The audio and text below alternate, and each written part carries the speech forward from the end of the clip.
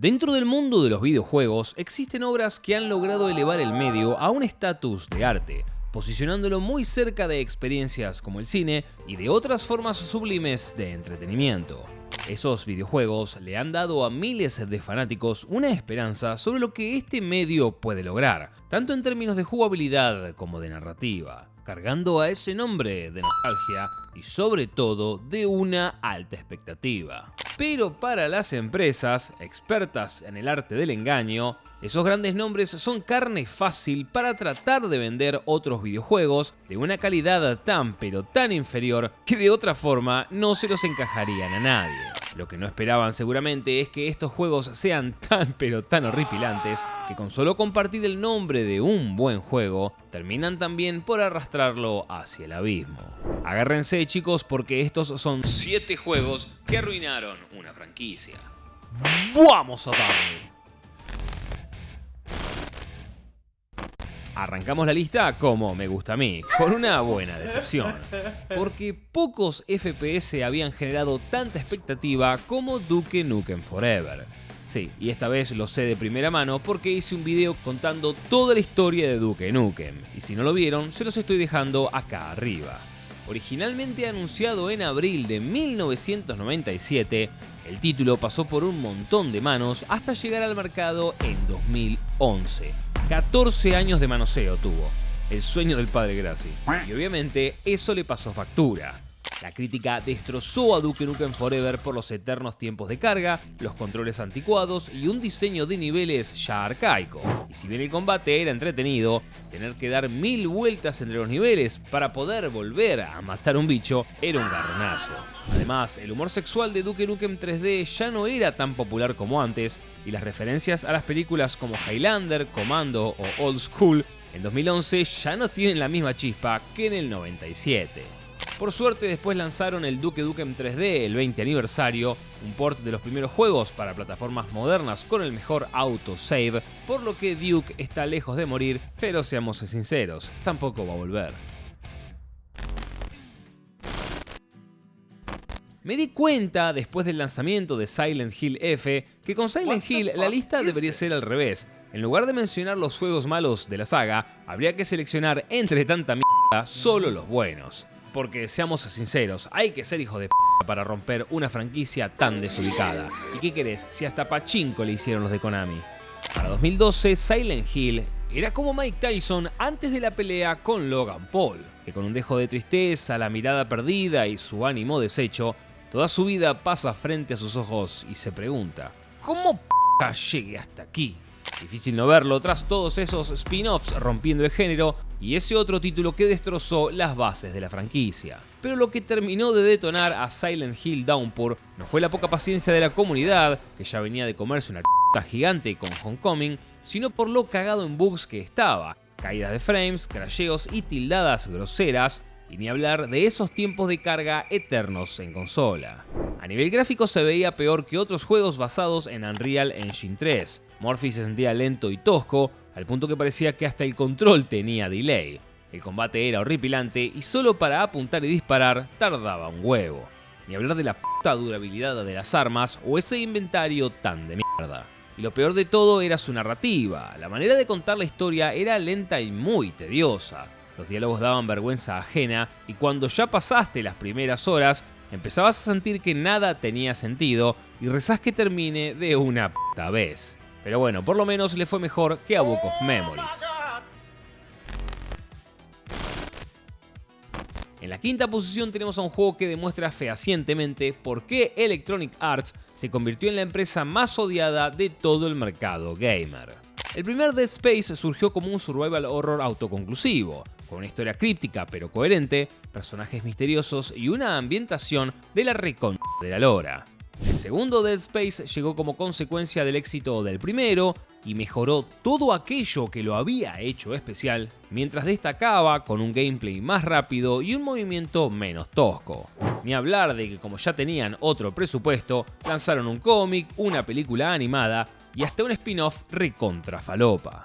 El tema es que, como una vez más la IP dio buenas ganancias, los de Electronic Arts, enamorados como judío de una contadora de billetes, se lanzaron con una tercera entrega que no solo se cagaba en lo que había hecho única a la franquicia, sino que además estos hijos de p*** le metieron microtransacciones a cagar. Dead Space había pasado de ser un survival horror lento y pausado como Resident Evil a un shooter genérico cooperativo. Le faltaba ponerle coberturas y listo. Los enemigos y varios mapas estaban reciclados, la historia era una p*** y las misiones se sentían repetitivas y tediosas. En fin, no era el mejor Dead Space hasta la fecha. Igualmente, chicos, después de 12 años de ver cómo EA se cagó en sus franquicias icónicas, Dead Space 3 se merece un GOTY al lado de otros esperpentos. A tu prima se la pueden haber enfiestado entre tres, llenado la cara de leche y hasta hacerle un culo parejo, pero nunca va a terminar tan pero tan como todos los fanáticos de Saints Row con el último juego. Saints Row fue una de las pocas sagas, casi la única les diría, que supo salir del estigma de ser un clon de GTA. Es más, no solo que se separó, sino que construyó una identidad propia, con personajes carismáticos, una trama que enganchaba y sobre todo con un mundo que valía la pena explorar. Sobre todo el 2 y el 3, que para mí son los mejores. En 2022, Volition, tras un fracasado Agents of Mayhem, quiso revivir una franquicia que no necesitaba volver y lo hizo de la peor manera. Saints Row salió recontra cagado en bugs, sea en single player como peor en multijugador, una de las cartas más fuertes de Saints Row. Segundo, su historia estaba tan mal llevada que en 2 o 3 horas ya sentías que al juego le faltaba poco para terminar. Y eso sin contar las conversaciones de los personajes, parecían prepubers idolatrando la vida de Vito Corleone en El Padrino. También la IA de los enemigos era muy idiota, al punto de dejarte de disparar en pleno combate, y la conducción de los vehículos era una bosta. Un mundo abierto totalmente vacío de contenido y muerto de interés. Bueno, fue por esta reverenda que a Volition le fue como le fue. En mi opinión, chicos, de toda esta lista, este es uno de los cagadones más grandes de la historia del gaming, al punto que realmente mató a una franquicia icónica. Hasta que vino Square Enix en 2013 y con la billetera bien puesta, la salvó de la oscuridad eterna. Hablo obviamente de Tomb Raider, The Angel of Darkness, la c*** de tu madre. Naciste, creciste y maduraste como una saga de aventura y exploración. ¿Por qué ahora te vas a mover a una de sigilo con toques de RPG? Tras clavar 5 juegos en 5 años, claramente que la fórmula original estaba agotada y Lara estaba más desgastada que la silla de Baldur después del stream, y los de Eidos quisieron pegar el volantazo. El tema es que con la llegada de la nueva generación, los tiempos de desarrollo aumentaron, pero los tiempos de mercado no. Y con una fecha límite para junio de 2003, los de Core Design empezaron a recortar capítulos y contenido, todo para llegar al deadline. Los bugs y los glitches quedarían para después. Es más, según las fuentes, el juego fue enviado 8 veces a Sony para que lo aprobaran, pero siempre lo devolvían por algún problema. Con un poquito de lobby, The Angel of Darkness llegó al mercado, y sí, todo ese mal manejo se hizo patente en las malas reseñas. Cámara borracha, controles toscos, un modo sigilo infantil, un combate estúpido y una historia totalmente incompleta. Ni hablar del Nathan Drake de principios de los 2000 que hicieron que Core Design termine vendiendo Eidos a Rebellion, matando así la primera saga de Lara Croft. Encima en el cine a la película Lara Croft, la cuna de la vida, también le fue como el orto. Decí que por lo menos los cómics le daban a la gente lo que la gente quería. En la segunda posición, chicos, tenemos un título que si no fuera por el gran historial que tiene esta franquicia, tranquilamente se la habría llevado puesta. Metal Gear Survive fue una de las joyas de la presentación de Konami en la Tokyo Games Show de 2016. Inspirado en el universo creado por Kojima, Survive era el primer juego que traería un modo cooperativo para 4 jugadores e introduciría muchos elementos de supervivencia en una saga marcada por el sigilo totalmente single player.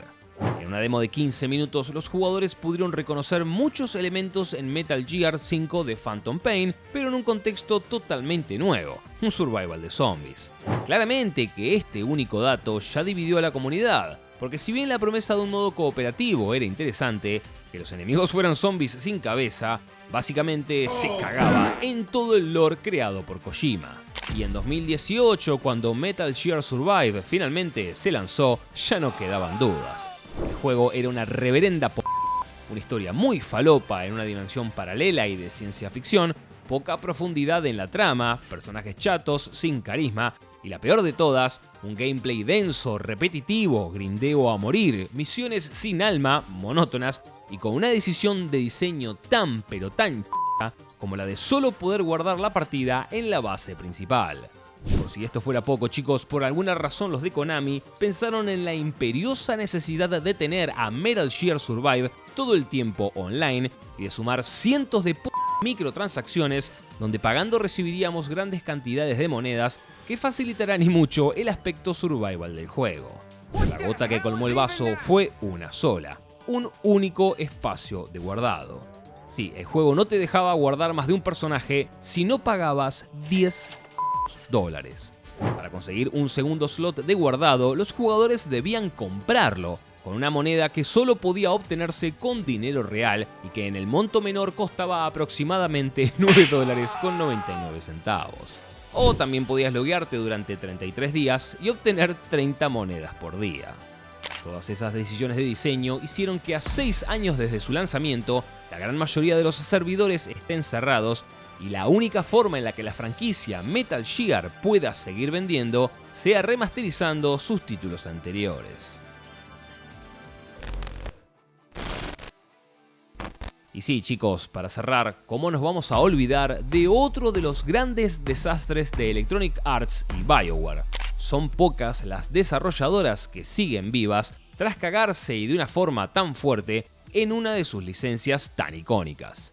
Dragon Age Origins fue un antes y un después en el RPG moderno. Un mundo medieval fantástico con sus propias reglas, un lore complejo pero accesible, personajes carismáticos, enemigos con motivaciones reales, te podías a un elfo y una banda sonora que si la escuchás fuera del juego te pone la piel de gallina. La franquicia se dividió con Dragon Age 2 porque se giró más a la acción, las ubicaciones se achicaron y el juego fue mucho más lineal. Y con Dragon Age Inquisition apostaron por la moda de 2014, un mundo abierto demasiado grande pero vacío, combate en tiempo real como un MMO y una historia que ya no premia las decisiones y las individualidades, sino que generaliza toda la trama para un mismo lado. Y en 2024 todo se fue a la madre con Dragon Age The Veilguard, porque si el juego se hubiese llamado solo The Veilguard, seguro que le hubiese ido mucho mejor. Pero como tenía Dragon Age en el título, cualquier jugador con 2 dedos de frente hubiese pensado que era un RPG de acción, ¿no? Bueno, no. The Veilguard fue un gran juego de acción, pero un desastre como RPG. Su fuerte era la acción espectacular, pero con muy poco impacto en la historia, nulas decisiones y NPCs que cuando abren la boca dan vergüenza ajena, sean p***os o indecisos. Aclaración, por si ven este video en el futuro, para que sepan, en 2024 la moda era ser woke o pro 2S LGBTQ+, y lanzar juegos de p*** mostrando qué orgulloso que se siente decir que uno. Y lo más zarpado de todo, chicos, es que con este juego se vio patente cuáles son los medios que reciben dinero de arriba y todos aquellos reviewers que quieren posicionar una agenda en su contenido. Como puede ser que la crítica le haya dado un 82 y la gente un 3.9. Y un 68 en Steam. Sin embargo, y pese a todo, chicos, Dragon Age The Veilguard sí fue el GOTY 2025. Sí, el GOTY, pero de los Gaming Awards.